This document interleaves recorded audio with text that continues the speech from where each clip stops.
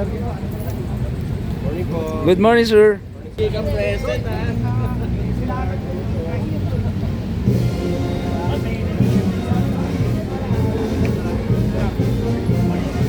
Ninong Bambi, good morning.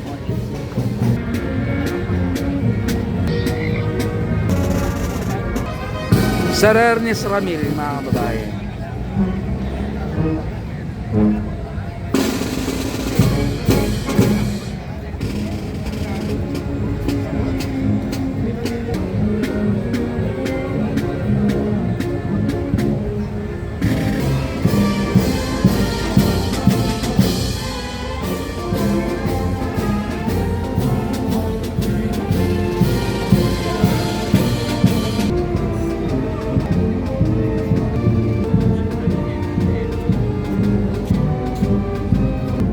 Good morning, Baiski! Zoom in muna ako, Bais, ha?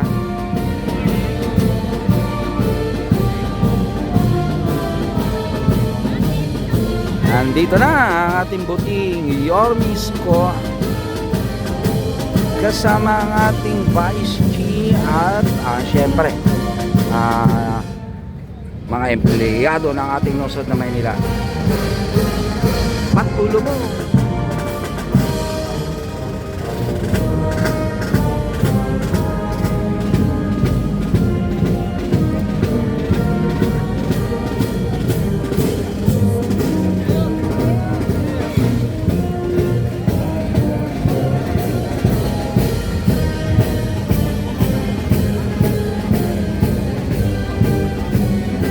Ng LPU.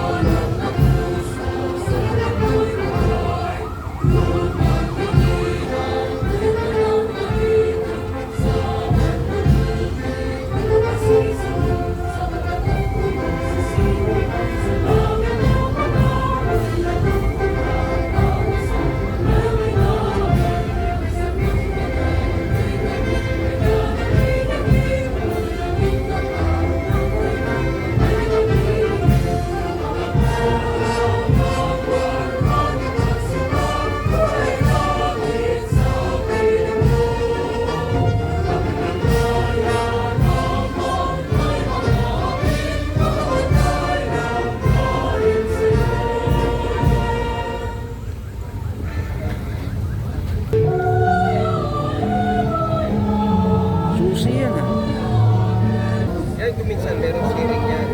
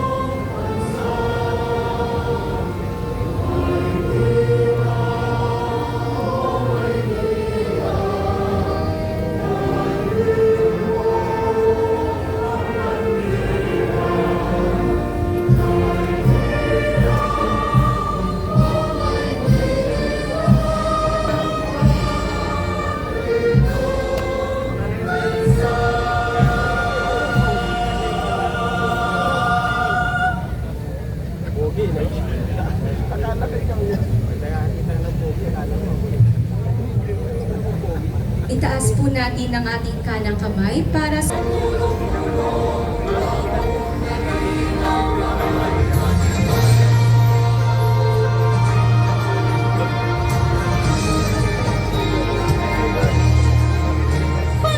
Your Francisco Lisco Moreno Dumagoso.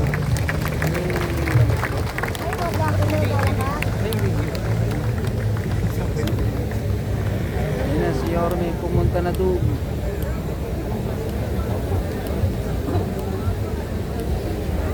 Natuwa sa kanila.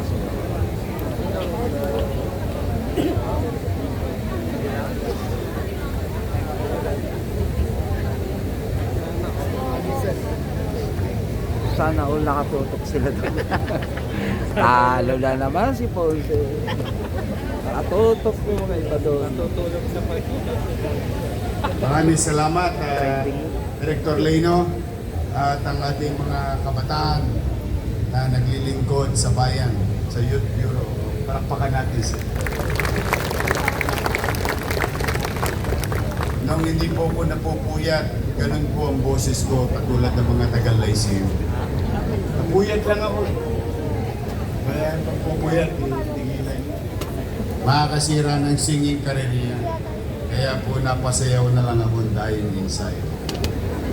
Hi! Good morning! Isang linggo na naman na ating tatahakin para makapaglingkod sa taong bayan. At malugod kong ipakilala sa inyo ang bago nating District Director ng Manila Police District, General Santiago. Ayan, palakpakan natin. Kaya General, ang ganda ng buena mano sa iyo ng mga negosyante ng Maynila. Ito yung mga motor natin, pangkalawit ng Colonges sa Maynila. Para patuloy na dito kayo kay Chief of Staff. Sama mga Chief. Ayan po si General Santiago.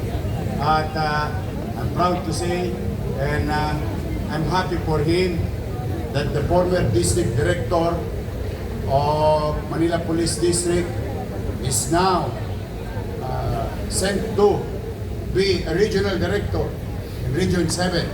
Wow. Sa bandang yan, Cesar, Cebu. Cebu yun, malaki yun. Isa sa mga premiadong rehiyon at destinasyon ng isang pulis bilang pinuno ng rehiyon.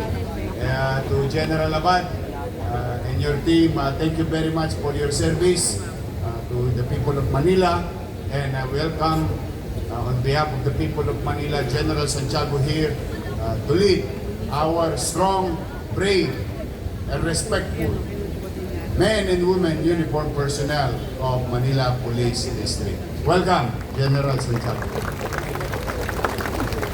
Isang linggo ng paglilingkod, ngunit binabati tayo ng Lunes ng positibo sapagkat wala pong tigil ang pagtulong ng mga negosyante sa lungsod. Kagabi po, no, Sabado ng gabi, hapon, I received a text that may tutulong na naman sa atin sa lungsod ng Maynila. I'm just excited to share it to you because kilala natin yung organisasyon na yun. Sila po ay siguro in the coming days may announce natin. Tutulong muli ang Federation, the FFCCII will help again the City of Manila in the coming days. But today, natutuwa naman po ko, isa sa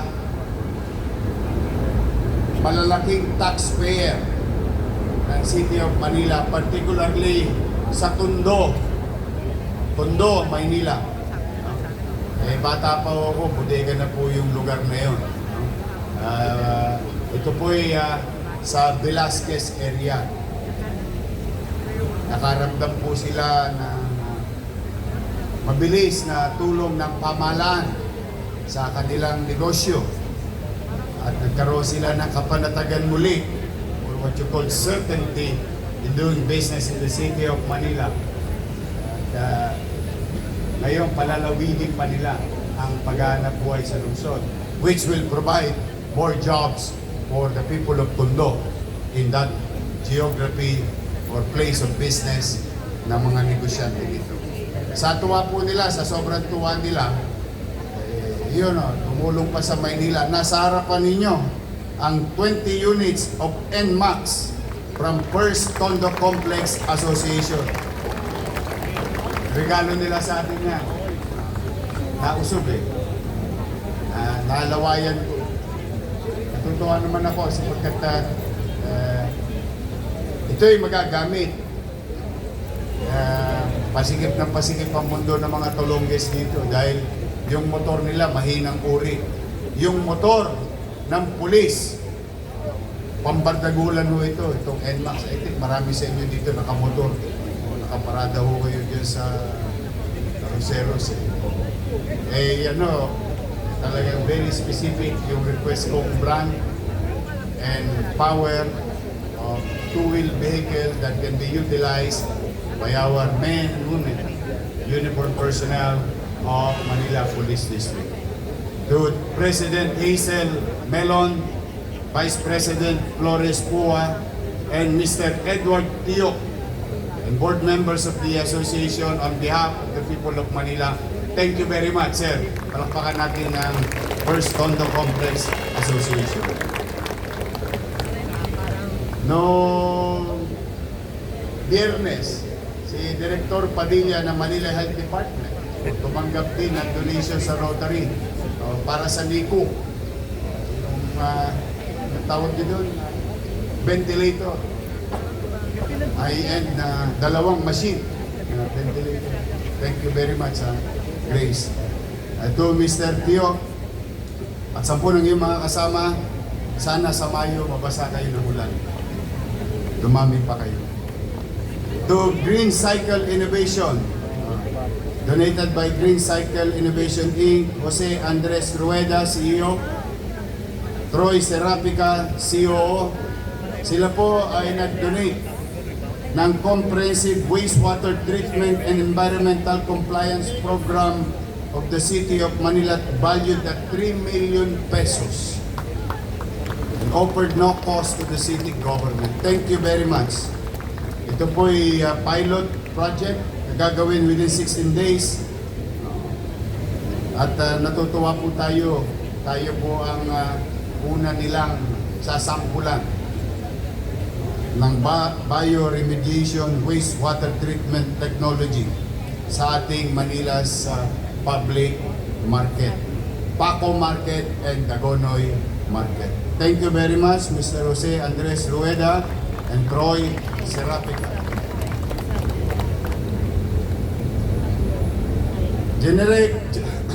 Generica Drugstore. We'd like to acknowledge Ezekiel Salcedo, Public Relations and Communication Manager, Generica Drugstore. Sila po nag-donate 27,610 pieces of various medicine. Padilla, paldo na naman ang mga health center mo. Marami silang donation. Yan po yung lagi kong sinasabi.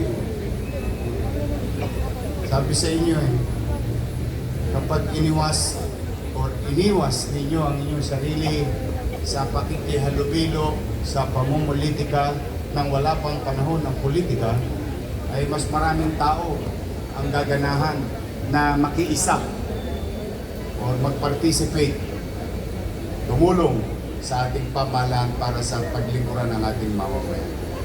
Kaya po, talaga naman, taos puso po ang aking pasasalamat. Si Congressman Leandro Leviste gave us 4,000 bags of 25 kilos of rice. Ayun, kita ninyo, nasa kabilang ilog yun. Di ba ikalulugod natin mga taga-Maynila? Basta tayo, ulit-ulitin ko. Kalimutan nyo na yung mga politiko. Yung politika, pinakikinabangan lang ng politiko. Ang mahalaga yung kapakinabangan ng tao. May panahon para doon. Pagkatapos noon, kasaglit na panahon lang yun. Pinakamatagal nun, 90 dias. Pagka local naman, 45 dias lang. O tapos na ang politika. Pag may nanalo na, oras na ng paglilingkod sa bayan. Hindi paglilingkod sa kapwa politika. Ayan, sana manaig sa inyo. Dahil kung may iilang pa dyan na hindi pa naka-move on, good luck sa inyo. Basta kami, naka-move on na kami. Tingnan nyo nga yun. Taas nga kamay, may mga asawa dito. May asawa. Puro kayo binata. May asawa. Oh. Kita nyo, naka-move on kayo. Di ba na broken heart din kayo nung araw? Then you found the right one. Di ba? Ganun lang. You have to move on fast because the world moves fast. Time will go on with or without you. Yeah? The time will continue to go on and the clock will continue to tick. Whether kasama ka doon o hindi. Kaya sa inyong lahat, ako, Diyos ko, magnilay-nilay kayo. Kaya pag toxic yung kasama mo, yung katabi mong lamesa, toxic, nako, mag-CR-CR ka muna. Layuan mo ang mga toxic na tao because naalala ko si Mr. Orense, teacher ko no, sa Almario, sa Araling Panlipunan. Teacher ko yun. Meron siya sinabi na hanggang ngayon tumatak sa akin. Every nyo grade 4 pa lang ako noon. Ano bang malay ko nun sa pamahalaan? No? Nung araw ang tinuturo, Ministry of Trade. Lahat ng ministry yata nun, kabisado ko eh. Doon dahil sa Reader's Digest, saka yung may binabasa kami na parang magazine na binibigay ng pamahalaan. Pero siya sinabi, ang tao daw ay yung mabisa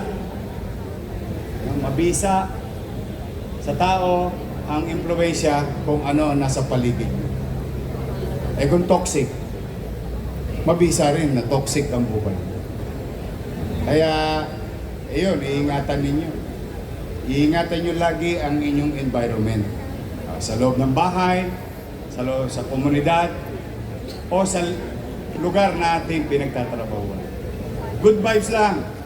Basta tayo taga Maynila, don't worry. Chill lang tayo. 2 joints. At nais ko rin na recognize Paco Health Center for Service Render. Joselito M. Mendoza, Dr. President, Philippine College Surgeons. Nandiyan ba sila? Edric Lim, MD, President, Philippine Society of Pediatric Surgeons. Alfred Lasala, MD, President, Philippine Society of General Surgeons. Jeffrey Geronimo Domino, MD, President, Philippine Society of General Surgeons, Metro Manila Chapter. Ruel Azores, MD, Board of Regents, Philippine College of Surgeons. Roderick Casis, MD, President, Philippine College of Surgeons, Metro Manila Chapter, Israel. Thank you very much sa inyo. At bilang panghuli sa ating babatiin na bumisita sa atin, sana all pastors, Walker, recognized by the Guinness World Record. Mabilis maglakad. Kailangan din mabilis kumilos talaga. Lito de Verterbo. I hope I pronounce. Ayun. Ito ba yun? Lito de Verterbo. Parang ang bagal mo maglakad. Mana pagod, boss. Fastest walker! Aray, congrats. Oh, thank you. Oh, talaga? Pasensya ka na, yung English ko, good only for 5 minutes. Oh. After that, finish or not finish, you pass your paper. But we are very proud of you. He is a 55-year-old. Mukha lang po siyang 54. Siya po ang holder ng Guinness Record Holder and Leave No Trace or LNT Level 2 Instructor.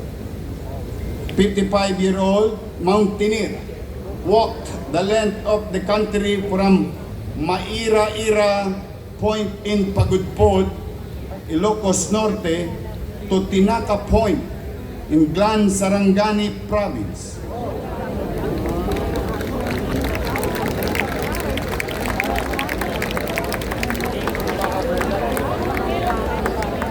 hinamon.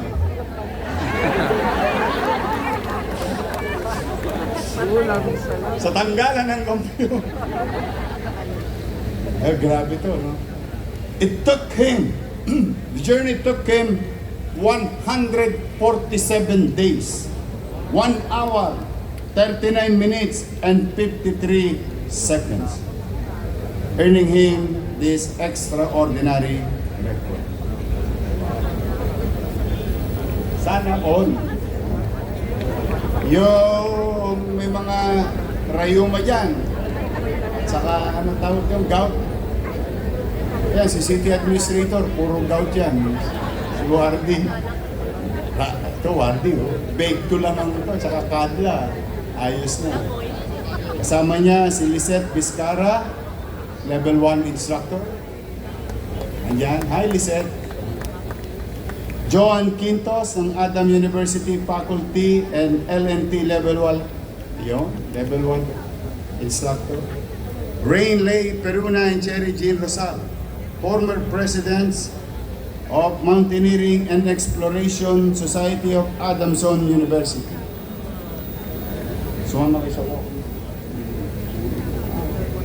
John Michael Clarence Abando, Red Cross Youth President 2025.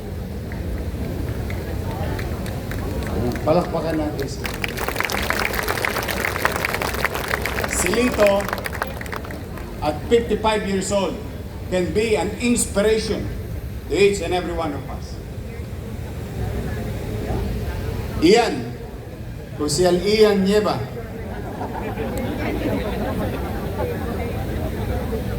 Negative. Tawa talaga ng utang negosyo. But we are really proud of you. You being a Filipino, creating such pride and, for the country and us as Filipinos, holding such uniqueness. Keep it up. And to your team, congratulations.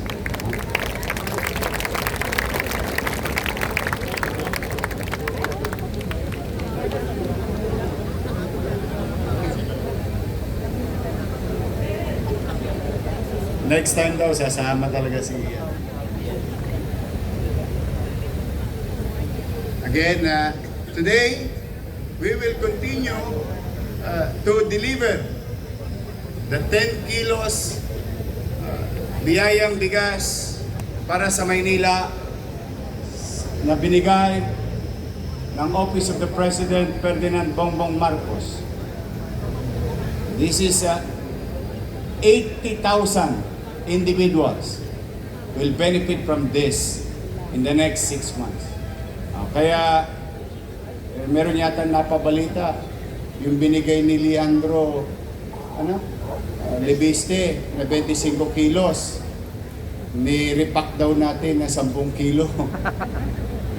Tulonggis ang mga loko talaga ito, walang magawa sa buhay. Napaka-toxic nito mga to. Kilala ko yan bro. Hindi po totoo yun kasi una-una hindi magkakasya yun sa 80,000. But I am grateful to Mr. Leandro Lebiste para maisip niya Maynila.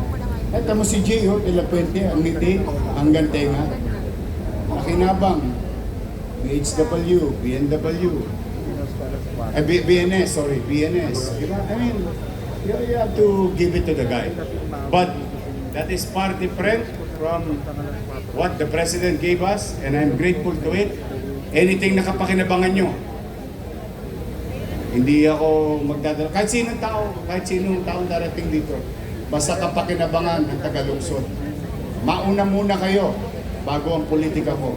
Yung politika ko sa 28 pa yun eh.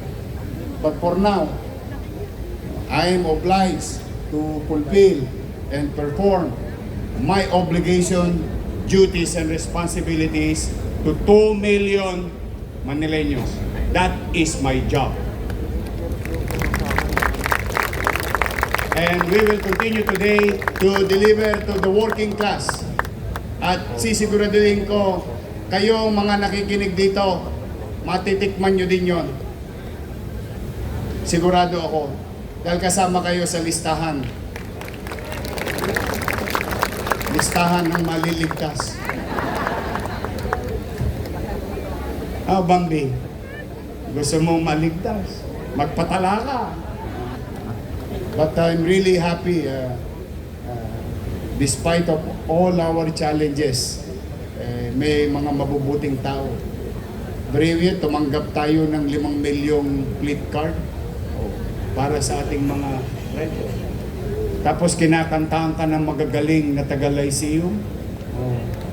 Diba? Kita nyo naman. Kaya sometimes sa buhay, bilang panghuli, mainit na naman.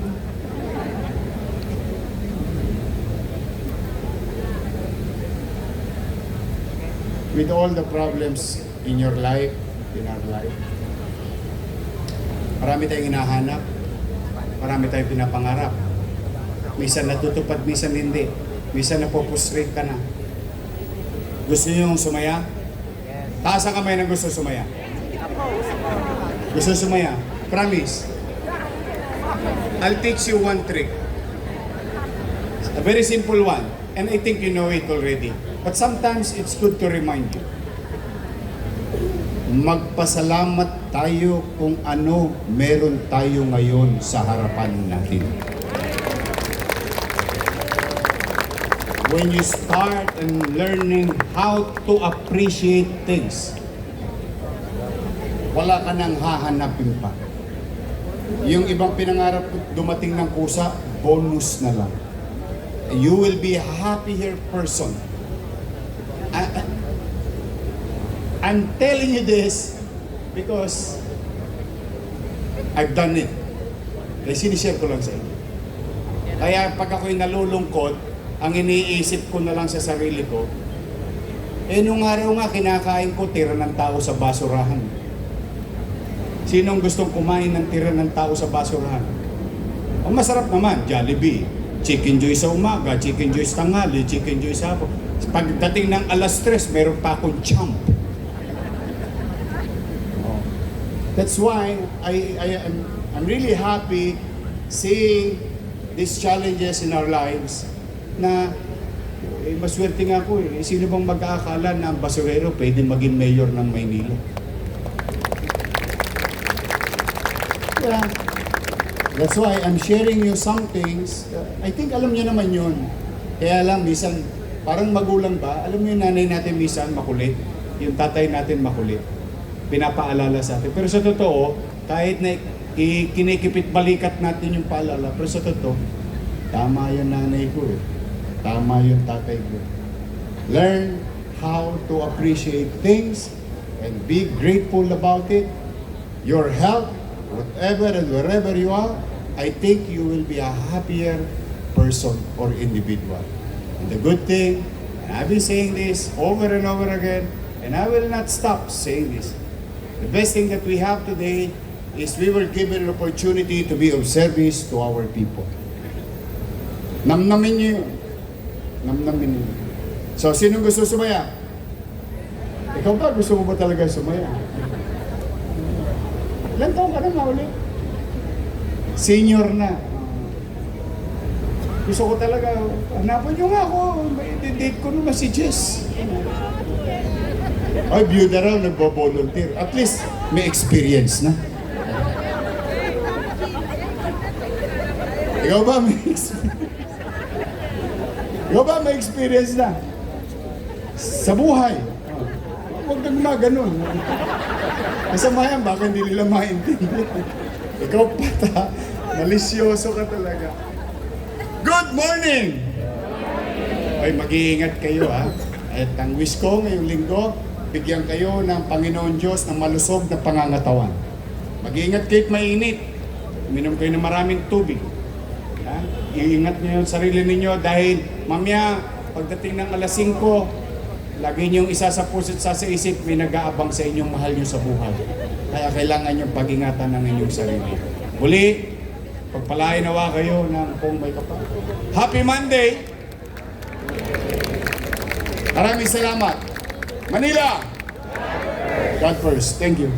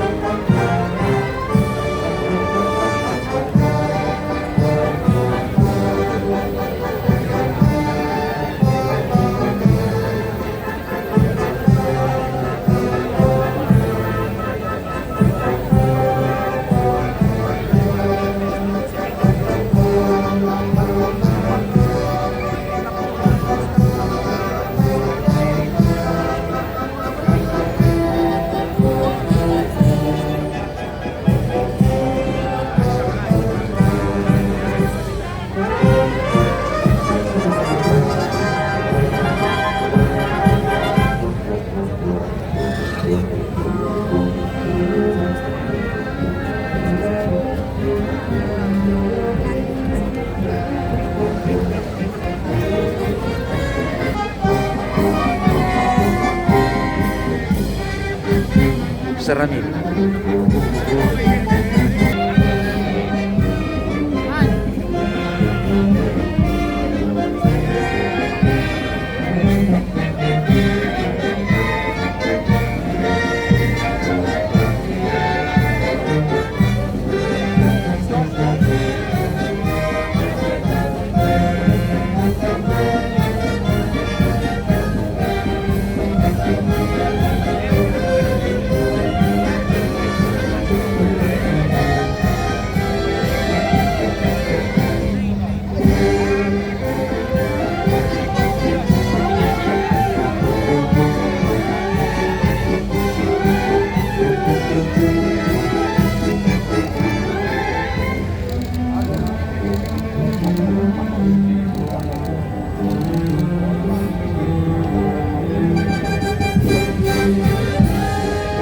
Lipat-lipat tayo.